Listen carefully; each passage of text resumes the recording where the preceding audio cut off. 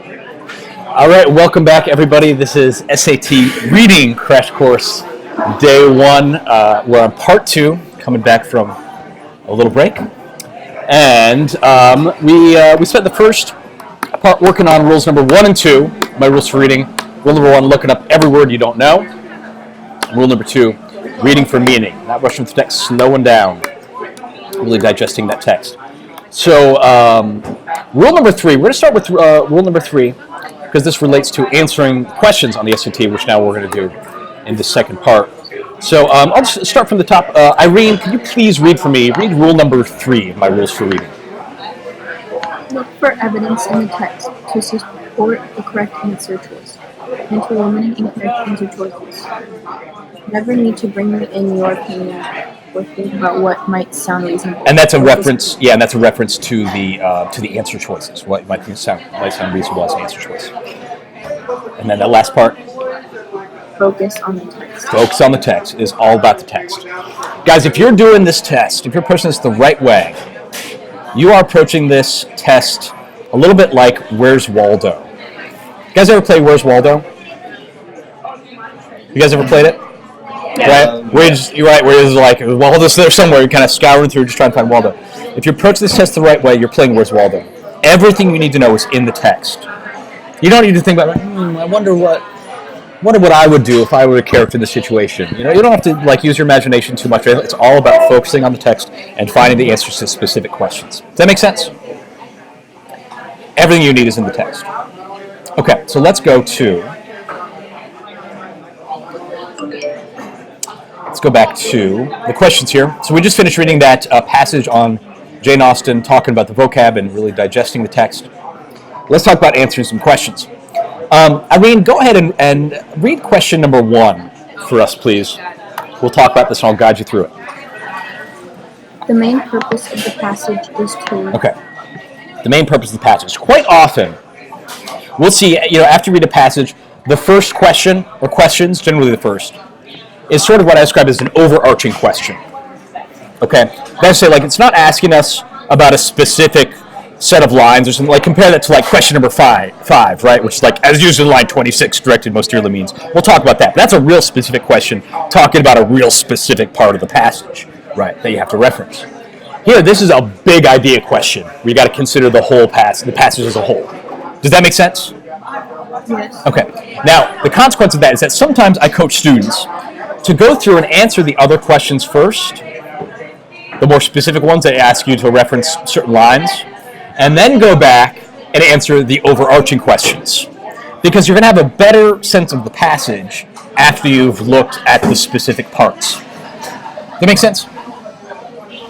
Yes. Okay. So, now, just be aware of that strategy. We'll talk about that later. Here, this is an untimed test. We have all the time in the world. We'll answer this. But be aware, on an actual timed test, when your time is limited, I recommend that strategy to save you some time. Come back to the big overarching questions after you've looked more closely at the specific parts. Okay? Well, let's answer this right now. So the main purpose of the passage is to. Okay, now the key to answering these questions is we can consider each of the answer choices on their own merits. So a lot of students are going to read A, B, C, and D, and then go with the one that they think that sounds the best. We're not going to do that. We're going to read each one and consider whether or not that could be the main purpose of the passage based on evidence from the text. Okay? So read the answer choice A, please. Describe the main character and a significant change in her life. Okay. Irene, is the main purpose of the passage to describe a main character and a significant change in her life?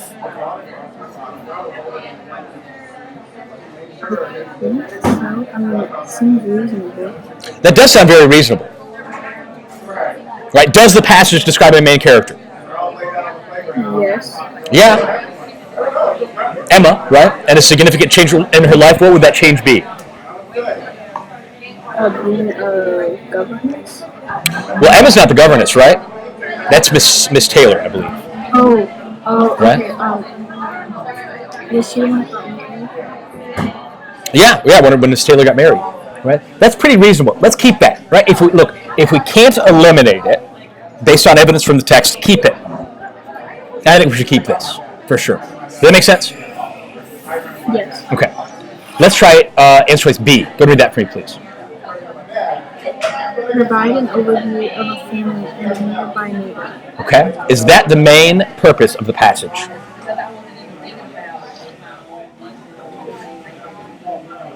I'm not sure. I don't think so. Why do you say I agree? I agree with you. It doesn't seem quite right. Why not? I agree with you. It just sounds weird. A nearby neighbor? Yeah, who's a what nearby neighbor? Like, I guess that's a reference to Miss Taylor, right? Who becomes a neighbor, right? But that's at the end. She's not a neighbor. She's not a neighbor, right? She's like the governess. She's like a member of the family. It's a really weird way to describe Miss Taylor as a nearby neighbor. Does that make sense? Yeah. I don't like that. I don't like that last part. I think we can eliminate that. Okay, so let's do that. Let's eliminate answer choice B. Go ahead and read answer choice C for me, please. Discuss some regrettable personality flaws in a main character. Ah, interesting. Okay, now hold on. Is the main purpose of the passage to discuss some regrettable personality flaws in a main character? I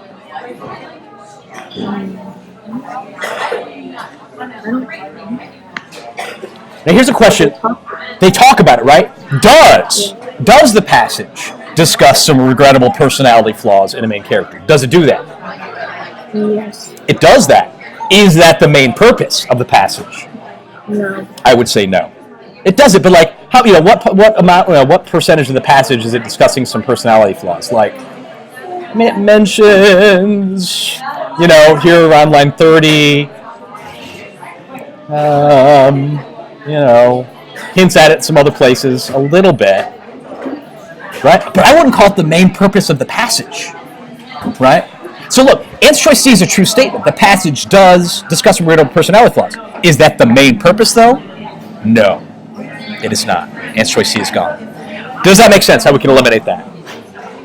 Yes. There's just like one little blip in the passage, right? That talks about her regrettable personality flaws. It's a part of it. It's a part of it. Is that the main purpose? I mean, the whole thing, the whole passage, is describing a main character and a significant change in her life. That's the whole darn thing. And C is just a couple parts. So far, A is better. Go ahead and read answer choice D. Explain the relationship between a main character and her father. Okay, is that the main purpose of the passage, to explain the relationship between a main character and her father? No. No, it is not. It is not the main purpose. Now, does the passage explain the relationship between the main character and her father? Yes. Yeah. Like, what percentage of the passage does that? A couple lines. Like, yeah, a couple lines at the beginning, a couple lines at the end, maybe the last paragraph. But that's it, right? That's not the main purpose. All right? Clearly, answer choice A is the best answer. Guys, any questions about that? No? Does it make sense when I say each answer choice should be able to stand on its own merits? Yeah.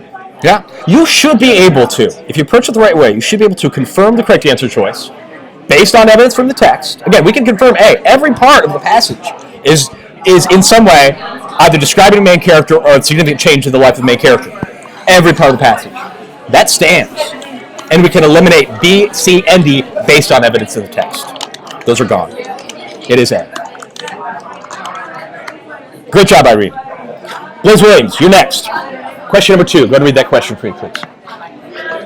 Which choice best summarizes the first 2 paragraphs of the passage, lines 1 through 14? Guess what we're going to have to do before we answer this question, Liz? Go back to lines 1 through 14. We got to go back to those lines. You have to. You have to. Okay? Now, guys, on a timed test, here's what I recommend doing. First of all, don't spend an hour reading a passage. Okay, which we just did. Spend an hour going through that, shooting that. Also, don't bring in your cell phone and look up words. That's also illegal. Right. So, all the strategies I'm talking about now, the approach to text we've been talking about, in the first part of the class, that's all for untimed work, which is the majority of the work that you're going to be doing. Untimed work. You're just practicing, boosting your vocab and digesting academic text. On the actual test, what I coach students to do is basically is read a passage quickly, maybe like a minute and a half, 2 minutes, no more than that. Really just get through it, get the main ideas. Then when they ask about specific parts of the passage, you go back and reread much more carefully when you go back. That's on the timed test, okay? This is an untimed test. We're not worried about that right now. We're just talking about understanding the passage and understanding the questions and how to approach the questions. But I still want to go back and reread those lines. Okay? So let's read the first two paragraphs, lines 1 through 14. Blaze, go ahead and read those for us, please. One more time. 1 through 14. Emma Woodhouse, handsome, clever, and rich, with a comfortable home and a happy disposition, seemed to unite some of the best blessings of existence, and had lived nearly 21 years in the world with very little to vex her. She was the youngest of 2 daughters of a most affectionate, indulgent father, and had, in consequence of her sister's marriage, been mistress of his house from a very early period. Her mother had died too long ago to have more than an indistinct remembrance of her caresses, and her place had been supplied by an excellent woman as governess who had fallen a little short of a mother in affection. Very nicely read. Thank you, Blaze. Okay, so which choice best summarizes the first 2 paragraphs of the passage? Go and read answer choice A for me, please, Blaze. Even though a character loses a parent at an early age, she is happily raised in a loving home. Does that summarize the first 2 paragraphs of the passage? It could. It could. But, yeah. But what? What were you going to say? I don't know. I mean, there are always other choices. Yeah. Let's leave it. Can we say that? Let's leave it. If we can't eliminate it, based on evidence in the text, which I don't think we can. I don't see anything right now. Character is a parent at an early age. She's happily raised in a loving home. I'm just kind of going back and looking at that. Happy home. She loses a parent. Okay, I mean, that seems reasonable enough. Let's just keep it. Okay? Go to answer choice B.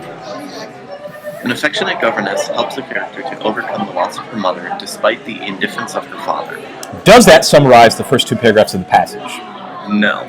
No, it does not. We can find evidence to eliminate that answer choice. What evidence from the passage can we use to eliminate that answer choice? A loving and indulgent father.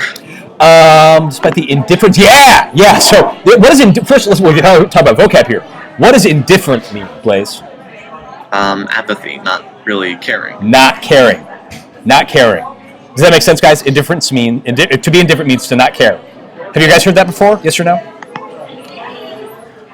I've heard it before. You've heard it before? Anyone else? Heard it before? Maybe not. If you see a word you don't know when you're going through the questions and the answer choices on untimed work, look it up.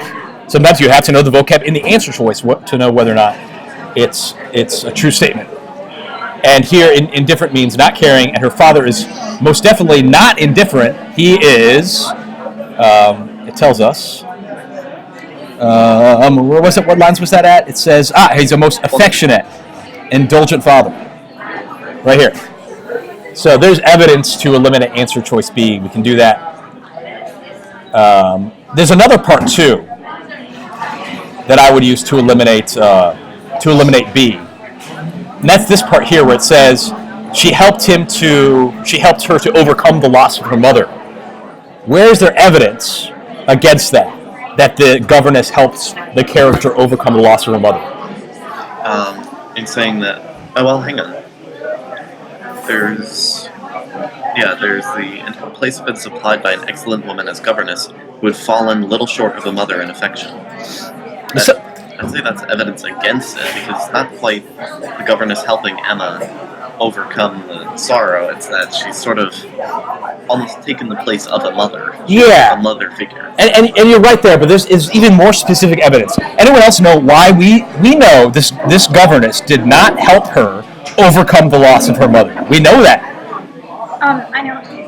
It says earlier that her mother died at such a young age that she could only remember, she could only very indistinctly remember her caresses. Bingo! Yeah. Bingo! Her mother had died too long ago for her to have more than an indistinct remembrance of her caresses. She doesn't remember her mother hardly at all. All she has is an unclear remembrance of her touch. That's all. Does that make sense, guys? Yeah. She doesn't have anything to overcome. Very little. Okay. So we've got 2 strikes against that answer choice B. Right? She's not helping overcome loss of her mother, and her father's not indifferent. Answer choice B is gone. Go to read answer choice C for me, please. Largely as a result of her father's wealth and affection, a character leads a contented life. Interesting. What about that one, Blaze? Does that summarize the first 2 paragraphs of the passage? No. No. Why not? Because The first two paragraphs never mentioned her father's wealth. I don't know about that. And I know she's wealthy. yeah, I'm assuming she's wealthy, her father's wealthy. Can we make that assumption? I think that's a pretty reasonable assumption. yeah. Yeah. She's got a comfortable home, right? Uh-huh. So that's not the issue there. Her father's wealthy. Okay. But what's the issue? What's the issue with answer choice C? There's one word that throws that whole thing off. The largely? Largely. Look, is her father wealthy and affectionate? He's wealthy. Yeah. He's affectionate, maybe a little bit too affectionate. Hmm. But largely, as a result of that, that's not why she's happy. Why is she? It's the governess. It's the governess who's like a mother to her. Not as a result of her father's wealth and affection. One word can throw an answer choice off. And that's the case with answer choice C. One word, guys. Does that make sense? One word can change it. Answer choice C is gone. Go ahead and read answer choice B for me, please, Blaze. A character has a generally comfortable and fulfilling life, but then she must recover from losing her mother. Does that summarize the first two paragraphs of the passage? No. Why not? Because of again one word. It's the then. But then she must recover from losing her mother. That makes it sound like she's losing her mother at a time when she could remember her. Good point. Good point. Really good point. Right, and then there's the issue again, right? Also, of she doesn't have to recover from hers. It happened too long ago for her to even remember hardly. Yeah. So this is not. Quite often, answer choice D is gone. Quite often when you read the right answer choice, you're not like, oh, that's it for sure, right? I don't think there's such thing as a perfect answer choice. There's a best answer choice. But and that's all you got. That's all you're asked to do is to find the best answer choice. Answer choice A is clearly the best answer choice. Okay. But if you can find an answer choice that works, which A does, and eliminate all the incorrect answer choices using evidence from the text, you can be very confident in your answers, which we can here for 1 and 2. Very confident. Okay. Great job there, Blaze. Ava, you are up next. Question number 3. Go ahead and read it for us, please. The narrator indicates that the particular nature of Emma's upbringing resulted in her being, Interesting. Okay. I don't know, despondent. Yeah, well, I tell you what. Let's look it up. Go ahead and look it up, please, Ava. Despondent. Despondent, definition. In low spirits from loss for hope and courage. Yeah, like sad. That's not it. Yeah. She's, Not right. Yeah, Emma's not sad. Why do we know she's not sad? Why do we know So that? it's not A. Yeah, why do we know she's not sad? I'm saying based on evidence in the text. Because it showed her having a really nice life. Yeah. And having good friends and everything. And Good friends. And the author says, don't forget, the author says she has I believe, in the first sentence, she has a happy disposition. Right? She tells very clearly. She's not despondent. No way. So answer choice A is gone. What about answer choice B? Self-satisfied, that does work. Yeah, what does self-satisfied mean? Just being happy with your life, I guess. Yeah, satisfied with yourself. Right? Literally. Let's keep it. Right? By the way, how do you know she's self-satisfied? Do you have any evidence for that? Oh, she was, in it says that she was almost too confident in herself. Yeah, where? Do you recall where? It was when she was talking about her character flaws. Yes. Can you tell me what lines? I'm not sure I can look for it. Are you on the screencast right now? Yes. The real evil indeed of Emma's situation were the power of having rather too much of her own way, and disposition to think a little too well of herself. Yeah, especially that part, her thinking a little too well of herself. Guys, does that make sense? Why that's evidence for her being self-satisfied? Yes or no? Yes. Yes. Yeah? Okay. Good. And this is what I want you to don't just read and be like, that sounds okay. That one, maybe it's that one. I don't know. Like, go back to the text. Look for evidence to support answer choices or eliminate them. We know she's not despondent because the text tells us she has a happy disposition. We know she's self-satisfied because the text says she thinks a little too well of herself. We know that. Okay? All right, let's keep going, though. Look, I mean, answer choice B is looking good, but listen, always cycle through the answer choices. We want to confirm the right answer choice and eliminate the incorrect answer choice. This is the same thing we do on the writing and language section and on the math section, for that matter. Okay, we want to eliminate everything that's incorrect. Go ahead and read answer choice C. Friendless. She's not friendless because she has the governor. Yeah, that's dumb. That's a really that's obviously incorrect. The whole thing is about her friendship with, at least in part, largely about her relationship with her friend, Miss Taylor. So that's gone. What about D? Inconsiderate. I don't think I can't think of a particular line that doesn't or that deals with that, but I know that that's not right. I can think of some evidence to eliminate D, her being inconsiderate. How do we know she's not inconsiderate? She's very considerate. She considers others' thoughts and feelings. Right? How do we know that? She does that. Maybe when she shows up to her friend's wedding. Yeah. There's those lines, right, where it talks about her, where she's thinking about, she was considering with self-denying, generous friendship, she'd always wished and promoted the match. I mean, at the very least, she wants her friend to be happy, right? Yeah, there's some self-satisfaction in that, as we discussed, right? But she is thinking of her friend. That's undeniable. Does that make sense?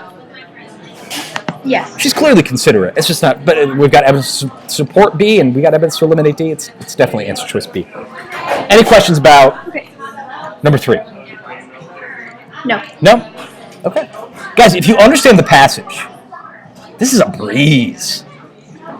And if you understand the vocab, you understand the passage. Again, 80% of the work here is vocab. Commit yourselves to looking up every word you don't know here in this prep, and also in the rest of your studies and in your own reading. You're going to nail the SAT reading section if you can do that. Great job there, Ava. Blaze, you're up. Question number 4. You're going to love this one. Go ahead and read it for me, Blaze. Alrighty. Which choice provides the best evidence for the answer to the previous question? I'll bet you can answer this one already. Yeah, I think Eva kind of helped me out. Yeah, she helped you out kind of a lot. What's the right answer? What was I forgot what line it was exactly. Let's go back and see. Okay. You tell me. What lines, roughly? 28 through 38. Yeah, around 30, right? And there's only one answer choice that's around 30. Yeah. Well, I guess there's the 32 through 34 too, but it was the earlier part of that paragraph. And that's it. I mean, it's that simple. We can eliminate the others. Yeah. It's C. Now, here's the deal. On the SAT reading, they love doing this. We see these sort of I call them 2-for-1 questions. Okay? Well, they ask you a specific question. Okay? You want to answer it well. And then ask you for the evidence for it. Okay? Now, here's the deal. If we read question number 3 and we had no clue, we're like, man, I don't know what the answer is. I don't know. Then what you do, Blaze, is you go to the lines in question number 4 and you read them. Okay? Yeah. Looking for evidence to the answer. Looking for some evidence that talks about the particular nature of Emma's upbringing and how that resulted in her being a certain way. Does that make sense? Yes, that makes a lot of sense. Okay. Now, and this, by the way, and if you do that every time for one of these questions, no problem. It's a good strategy. It's a smart strategy. I coach some of my students to go straight to the lines, not even worry about trying to answer it. Go straight to the lines, depending on the student. Feel free to do that. Okay? But if you're doing this the right way, that is approaching every question again, starting with evidence in the text, when you see a 2-for-1 question, it's like magic. If you're doing this the right way, most of the time you'll see the exact lines that you had found to answer the first question. You'll see those in the second question. And you know you've got it. Does that make sense? Yes. Okay. We'll get some more practice doing it the second way, that is starting with the lines. We'll see some more questions like that. But for this one, it works out beautifully, where if you found the evidence first, then the evidence question, the follow-up question, you've already answered it. All right. Great job, Blaze. Irene, go ahead and read question number 5 for me, please. As used in line 26, directed most merely means. Okay, now, you're going to see a lot of these questions. Okay? When they say, as used in this line, this word means one of the following. Okay? Notice the question doesn't say, directed most nearly means. Right? It doesn't say that. It says, as used in line 26. Right? As used in line 26. So, it's a very specific question. Here's how I coach students to answer these questions. You need to go back to the sentence where line 26 is at. So that is, underline here. And we can just take it here from after the semicolon, right? Highly esteeming Miss Taylor's judgment, but directed chiefly by her own. Okay. Most of the time, I read the whole sentence, but the whole sentence goes way back with all the semicolons. So this is fine right here from the semicolon. Highly esteeming Miss Taylor's judgment, but directed chiefly by her own. What I want you to do, Irene, is to read that sentence, but plug in the answer choices in for the word directed. Right here. Plug in those answer choices in for the word directed. Does that make sense? Yes. Okay. And the correct answer choice is going to make sense. And the others won't if you use that method. Does that make sense? Yes. Okay. Can you do that right now? Plug in the word trained, and I'll guide you through this here if you're on the screencast. So we're going to reread that sentence, but instead of the word directed, you're going to plug in the word trained right there. Does that make sense? Okay. So go ahead and read that. Begin with highly esteeming. Highly esteeming Miss Taylor's judgment, chiefly by her own. Yeah, but trained chiefly by her own. Does that make sense? What do you think about that? Yeah, that's kind of my. It kind of sounds weird. Sounds weird. I'm not sold on it. I know the correct answer is going to make sense, and that just doesn't make a whole lot of sense. I'm pretty comfortable eliminating that one. That just doesn't make sense. Oh, not all that. Just this. There we go. All right, let's try aimed. All right, answer is B. We're going to plug in aimed. Go ahead and read that sentence again, but instead of directed, we're going to read aimed. So go ahead and read that, please. Highly esteeming Miss Taylor's judgment, but aimed chiefly by her own. How's that? Does that make sense? I guess. You don't seem super confident about that. Don't worry about what you think I think the answer is right. Like, doesn't make sense to you. But aimed chiefly by her own. Does that make sense? Not really. Not really. Well, to me. Not really. Because you said, yeah, it makes sense. But you sure sounded like it didn't make sense. It doesn't. It just doesn't. Aimed chiefly by her own judgment? How can you be aimed by your judgment? I don't know. That doesn't make sense. Does that make sense? That it doesn't make sense? Yeah? No. Yeah. We can eliminate that. Try and show C. Guided. Let's plug that in. Guided. So reread it. Let's plug in guided for directed. Highly esteemed Miss Taylor's judgment, but guided chiefly by her own. Does that make sense? It sounds better. That sounds better, doesn't it? You see the difference there? Like the others were like, but you're like guided chiefly by her own. Okay. Let's see that. Let's keep it. Plug in answer choice D. Addressed.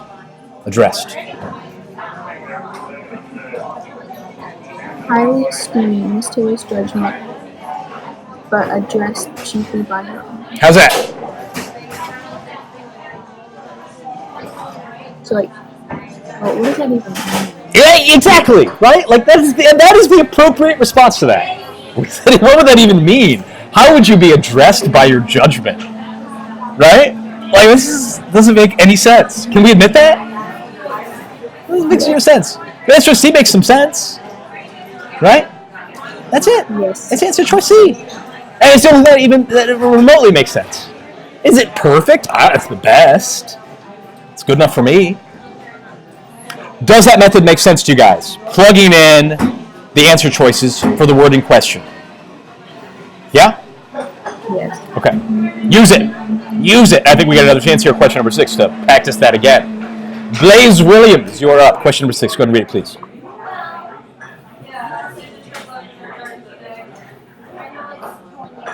You with us, Blaze? As used, Good.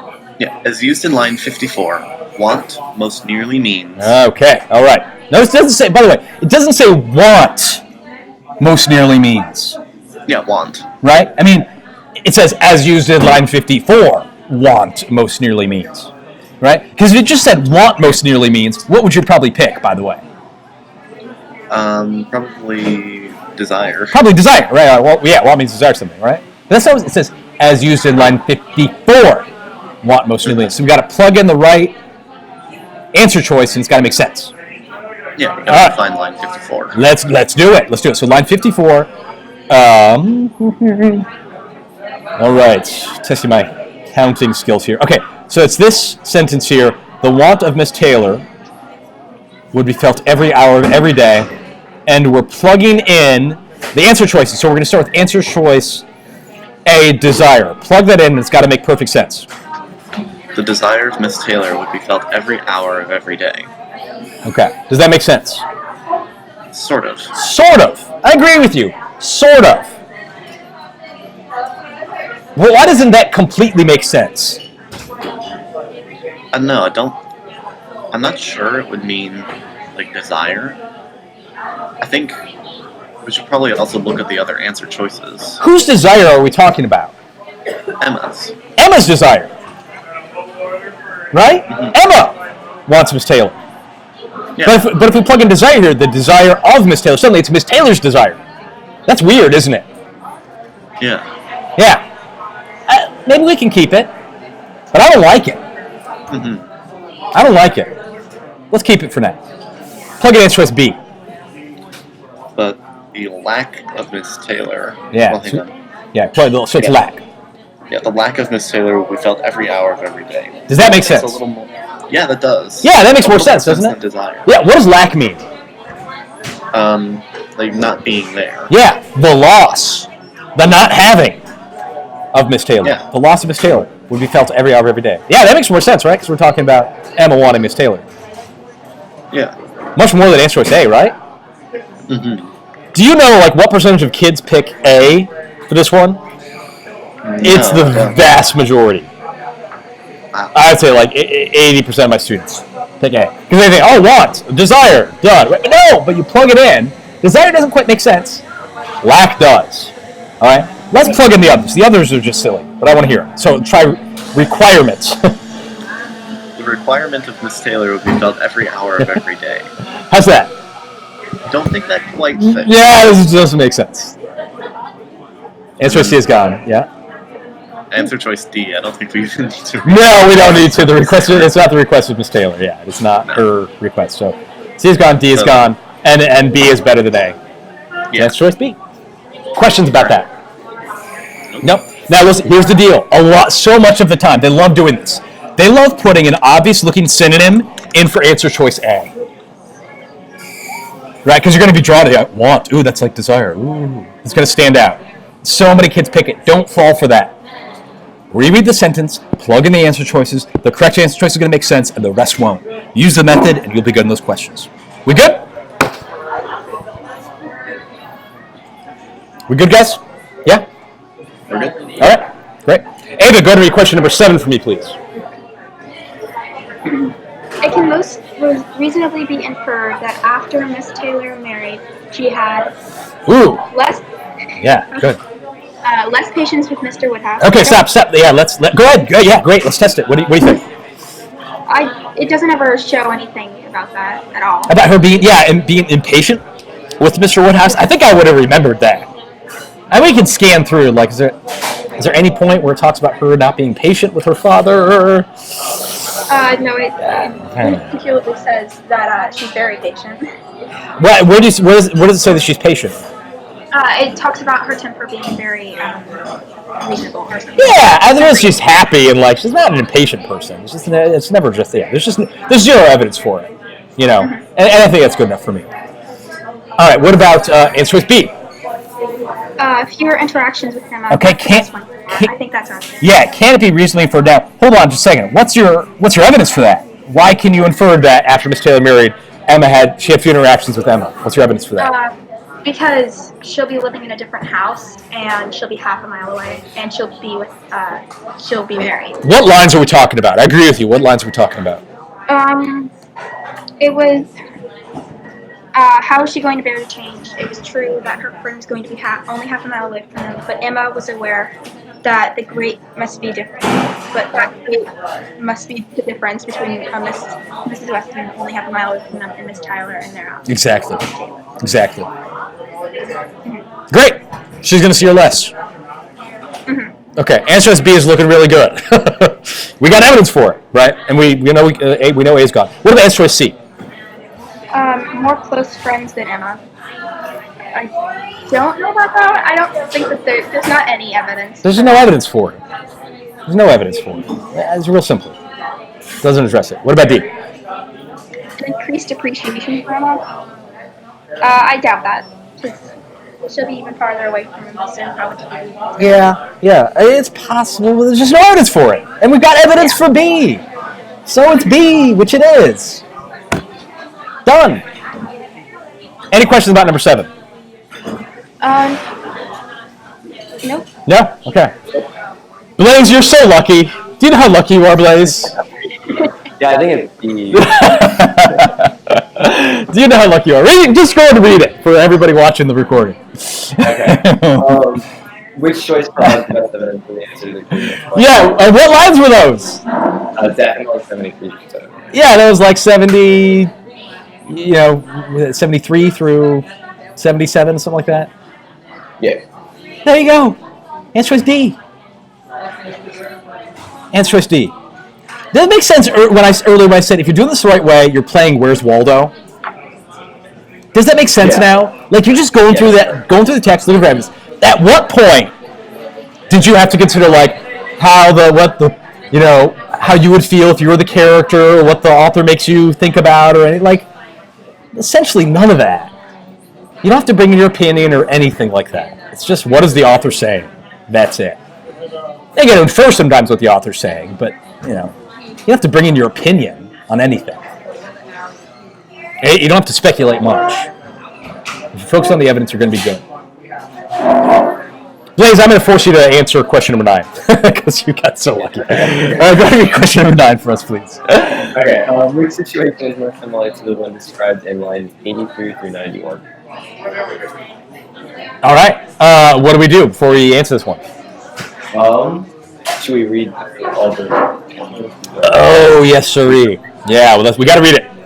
Right. And this is also why, by the way, I said it earlier, when you're taking a time test, when they read through the passage for the first time, you don't have to understand everything. And obviously you can't take the time to chew on the language like we've been doing here in the first part of the class today.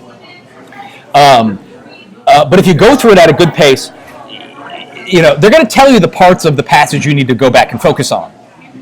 So don't freak out if you don't get everything in that initial first read, that 1.5 to 2 minutes, because you're going to have to go back anyway to answer most of the questions. So let's reread 83 through the rest of the passages. It's just the last paragraph. Go ahead and read it for me, Blaze. Okay, so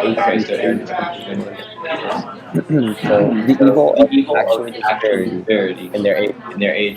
I'm getting some I'm getting some funky echo on your end. Blaze, do you know how to fix that? There we go. This must be better. Okay.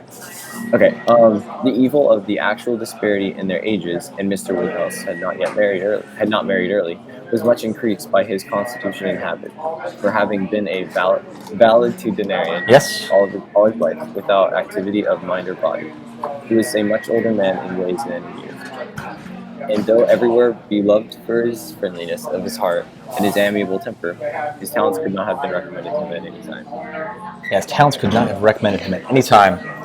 Okay, good. So we've got to find, somehow, using evidence from the text, the answer choice that is most similar, or the situation that is most similar to the one described in those lines. Okay, go ahead and read answer choice A for me, please. Okay. A mother and her adult son have distinct tastes in art and music that result in repeated family art. Okay. Is that situation similar to the one described in those lines?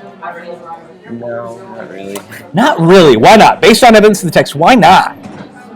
I just don't see how, I don't know. It's kind of like flip-flops, like how it's a mother and then her adult son. And then, which I know that doesn't really matter too much, but just like distinct taste in art and music. I don't think art and music have ever been mentioned in this passage once. Yeah. Any other thoughts? I think there's some other things that stand out there that just don't seem like the situation described in those lines. There's something else that stands out for me. Any other thoughts, guys? There wasn't really any arguments either. Yeah, that's the part that bothers me the most. Right? The mother, I mean, there's going to be, I'm looking at this, I'm scanning over the answer choices real quick, and I see, I mean, like, we've got an older friend, a younger friend, an older scientist, a younger scientist. The situations are all kind of different with different people. But I don't remember anything about an argument or arguing between Emma and her father. Yeah. In fact, I think they get along. Yeah. Right? Mm-hmm. Like, he's an amiable guy. Yeah. Right? He's a friendly. Something about arguing. There's no evidence for it, and there's some evidence against it. I don't like answer choice A. Does that make sense why you can eliminate that? Yes. Yeah. Okay, good. It's gone. Go read B. Right. The differences between an older and a younger friend are magnified because the younger one is more active and athletic. I mean, I can kind of see how it ties into the lines because it's comparing like an older person, which would be Mr. Woodhouse, to Emma. Yeah. Yeah. Yeah, I can see that. I can see it. Let's not eliminate it. Let's look at the others there. I can see it. Go and read C for me, please. An older and a younger scientist remain close friends despite the fact that the older one's work is published more frequently. Is that similar to the one described in those lines?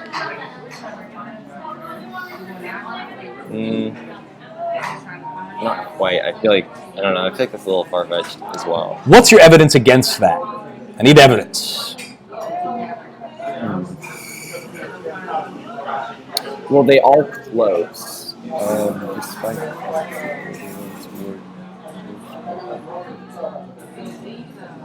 I mean, I don't really have evidence against it. I guess it just doesn't really sound all too great. Yeah.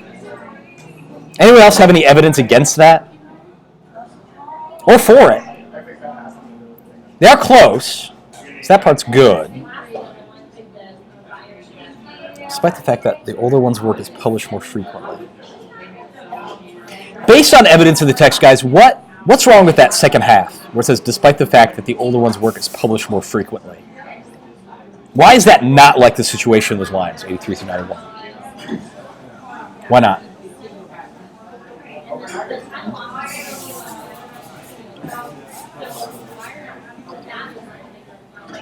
The older one's work is published more frequently than the younger ones. I'm looking at the lines right now on the screencast. Oh, wait. Without activity of mind or body. Yeah. Possibly? Yeah. Okay. He doesn't do anything. Yeah. He doesn't do anything. Yeah, I see. And he's not that talented. Right? Right. Like, they're not getting along because, like, he's so much more successful than she is. If anything, she's the one who's more intelligent and more talented. Yeah. Right? So that's flip-flopped. So I think we got evidence against answer choice C. Does that make sense, Blaze? Yes. Which is interesting, too, by the way. This is very interesting. Because you knew you didn't like it. You couldn't say exactly why, but you knew you didn't. Now, look, ideally, you're able to go through and scour the text and find the evidence to support the correct answer choice and eliminate the incorrect answer choice and go through it like that. That's great. But if you can't do that for whatever variety of reasons, okay, which you couldn't there, right? You couldn't give me the exact reasons why. You're just like, I just don't like it. Your instincts are pretty good. You know what I'm saying? Like, yes. Go with your instincts. Like, when you read B, I'll tell you that, it's B. It's B. But, like, when you read B, you're like, I can see that. But you're like, ugh. Yeah. Right? Yeah. You're if the best thing you've got to go on is your instincts, I'm 100% cool with that. Okay. Right? It's better than just picking a random guess. Go with your instincts. That's good. Okay? Still, try to do it based on evidence from the text. That's you're going to find the right answer if you can do that. But if the best you can do is be like, I just don't like that one, and that one works pretty well, go with it. Go with it. All right. Go to read answer choice D for me. The age difference between a high school student and a college student becomes a problem even though they enjoy the same diversions. What does diversions mean? Diversions. Well, diversion means like a split, but that's to divert. That's to divert. I think I need you to look up the word diversion. Okay. Go ahead and look that up for me real quick. And this is where, by the way, like Blaze, if you come across a word you're like, I think I know what that means, but you're not certain, look it up. If you're slightly in doubt, look it up. Because there's a bunch of words that I'll bet you think you know the definitions to that you don't. Same with myself. I'm always looking words up. I'm always finding words that I don't know, or words that I'm not sure about the precise meaning. So what are you finding? So I looked up. It says an instance of turning something aside from its course. That is a diversion. I don't think that's what it means in this context, though. To enjoy the same diversion. I need another definition. Right? Words have multiple definitions right here. Is there a synonym that you're seeing? Let me look. My goodness, it just. Does anyone know what the word diversion means here in this context?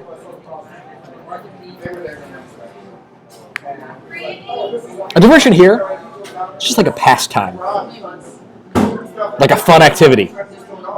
Activity. A diversion. A diversion. Okay, I see. Okay. A diversion.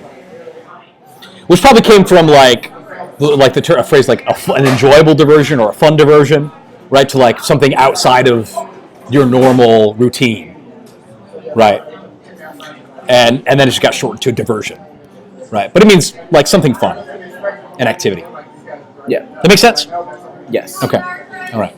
So, evidence for or against answer choice D? I think there's evidence against it. I agree completely. That's because although it's accurate saying like the difference between a high school student and a college student, like age-wise and all that. Yep. But they don't really enjoy the same diversion. No. Like, how do we know they don't? What's your evidence for that? Well, it states that that Emma is inactive and is active in mind and body, and then it says specifically that. And he's not. How do I know they don't enjoy the same diversions? He doesn't enjoy any diversions, apparently. Exactly. Right, according to the author. Right, there's no activity mind or body. So they don't have the same. They don't enjoy the same things. It doesn't do much. So it is indeed answer choice B. So this one's a funky one. I really, very few get as like theoretical sort of as this one. Like you got to kind of think outside of the text in a certain respect, or to speculate. Let me phrase that. Most questions don't require you to speculate quite as much as this one. But still, it's based on evidence in the text. You can confirm the right answer choice and eliminate the incorrect ones. It's still based on evidence in the text. Do you see that? Blaze? We're still focused on. I'm saying we're still focused on evidence in the text here, even though we got to speculate a little bit. We're basing our speculations on evidence in the text. So yeah, that's answer choice B. Cool. Any questions? Nope. No. Okay. Let's do this. I'm debating whether or not I want to start. I think I do. I think we're gonna start the next passage just real briefly, doing the same thing that we did for the last one, and we're just going to talk about vocab and just kind of digest this text. For homework, I'm going to have you work on this passage and probably the next one after it as well, focusing on rules number 1 and 2, just reading the text, looking for vocab and reading for meaning. But let's just get a little head start since we got a couple minutes. I want to use all the time we've got at our disposal. So, Irene, go ahead and read. Do you see on the screencast? This is the next passage. And go ahead and start with the introduction here. It says this passage is adapted from Marina Gorbis. Go ahead and read the introduction and that first paragraph together, and I want to talk about vocab. We've got a little bit of time. Okay. This passage is adapted from Marina Gorbis. Yeah. The Nature of the Future. Dispatches from the Social Structured World. Yeah, fun, weird academic term there. This is different, right? This is not from the 1800s. This is written relatively recently. This is about 6 years old. Again, most of the stuff we're going to be reading is going to be more contemporary. Go ahead and start that first paragraph, please. Visitors to the Soviet Union in the 1960s and 1970s always marveled at the gap between what they saw in the state's stores. Keep going. Shelves empty or with things no one wanted, and what they saw in people's homes. Nice furnishings and tables filled with food. Okay, I'm going to stop for a second. So the Soviet Union. First, let's talk about the Soviet Union. Do you guys know anything about the Soviet Union? Anybody? what they're referring to there? What is the Soviet Union? Russia. Yeah, Russia, when it was communist, right? Basically like 1917 to 1991, I believe. Yes, those are the dates. So communist Russia, right? You guys know anything about communism, by the way? Anyone? Yes. Know anything about communism? Blaze does. You guys have heard of it. Yeah. Blaze, what is communism? Well, I was saying I've just heard of it. Oh, okay, gotcha. Yeah. So it's a form of government, in short, where like the government runs, well, like everything. They run the businesses and have basically total control over people's lives. In theory, you've got to differentiate between communism in theory and communism in practice. Communism in theory, they're supposed to bring about perfectly equal society where everyone shares equal amounts of everything, right? And but it just never works out that way because you always get like a small group of people that have influence in the government, and then they like live lives of absolute privilege and luxury, and everybody else is just struggling to survive. That's communism. Think North Korea, right? North Korea is a communist country. Okay. So anyway, that's the Soviet Union there. So people always marveled at the gap. What does it mean to marvel? What does that mean? They marveled at the gap. It's like to be amazed. Yeah, they were amazed at the gap between what they saw in state stores. Now, what does that mean, state stores? Irene, are you with us? Yes. Yep, okay. What does that mean, state stores? State I'm not stores. sure. Does anyone know what that means, state? I don't know what the state store means. Yeah. Here, that means government stores. Government-run stores. You may have heard of this from like a state school, right? If you go to a state school, that's that's like a public school, like a government-run school, government-funded, at least in part. Or like state-run, people talking about state-run healthcare, right? Some people that don't understand economics or history want to see state-run healthcare. Sorry, my political bias showing there. They want the government to run services and like hospitals or things like that.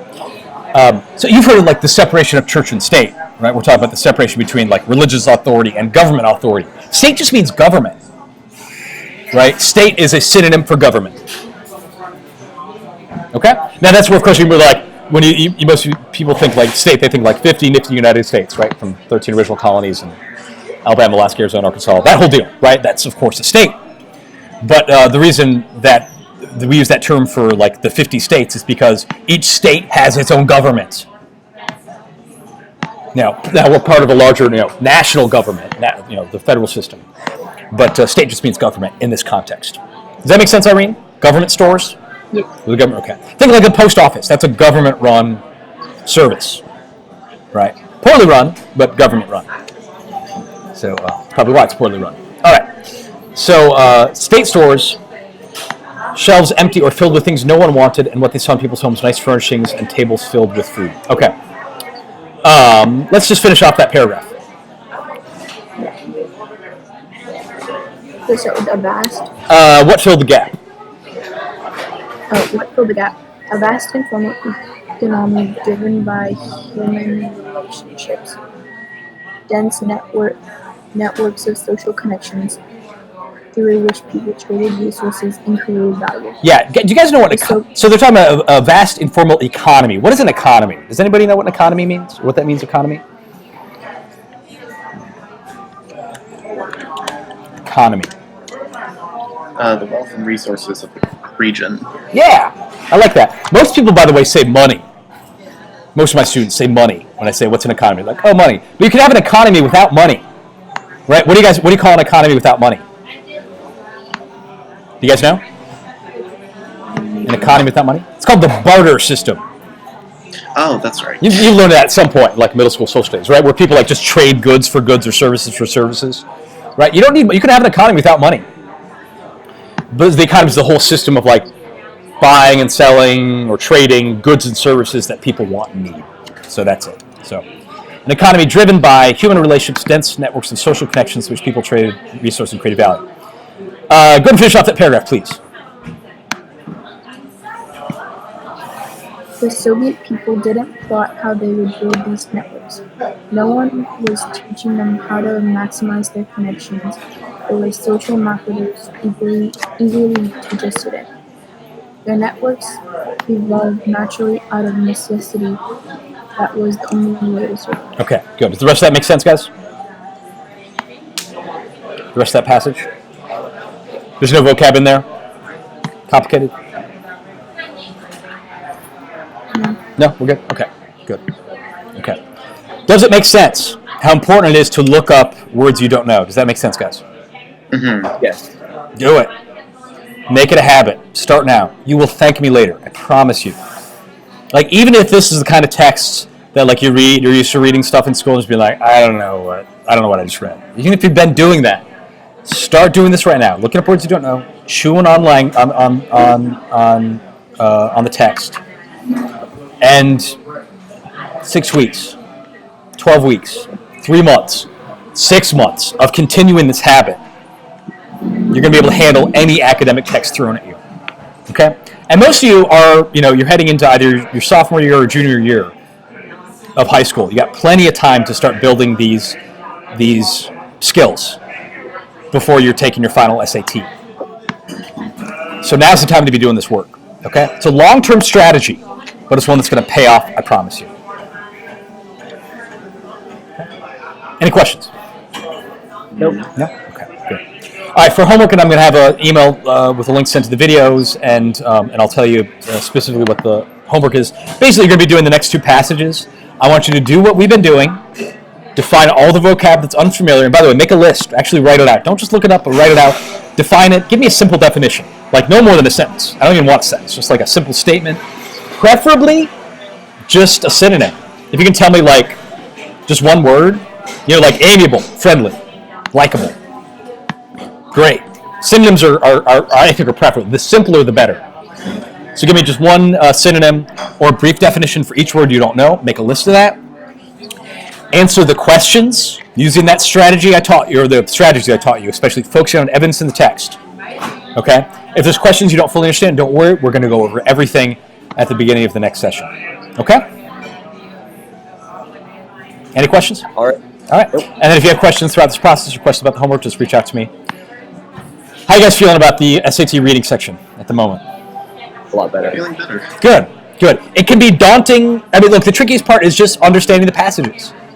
And that's a long-term strategy. I mean, that's not going to happen in an 8-hour class, like suddenly understanding all academic text. But I'm showing you how to approach it, so that if you continue these practices, you are going to understand everything in a matter of months if you practice these strategies and practice this approach. Everything. It's like a foreign language. Do you guys realize you can literally, you could go to Mexico without speaking any Spanish, and in 6 months speak fluently if you immerse yourself in it. Do you guys realize that? Yes. Like, the human brain is amazing. We're like sponges. And an academic language, if you think about it like a foreign language, you just have to immerse yourself in it, surround yourself with it. You'll absorb it. You'll get it. But you've got to immerse yourself in it. And I'm showing you how to do that now. Okay? All right, guys, I look forward to seeing you next week. Be on the lookout for the links to the homework and the videos. And I will see you next week, okay? All right. All right, thank you all. Thanks for class. My pleasure. See you guys soon. Bye. Bye. Thank you. Bye.